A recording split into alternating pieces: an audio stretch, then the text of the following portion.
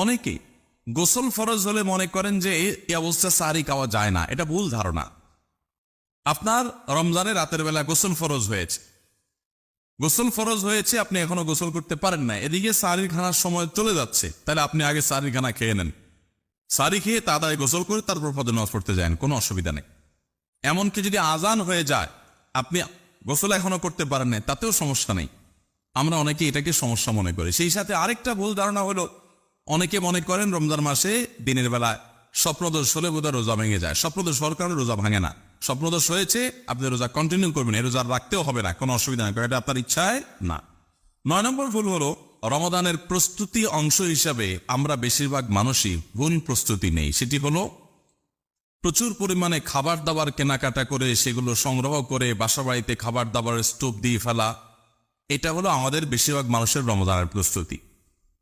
অন্য যে কোনো সময়ের চাইতে রমাদান মাসে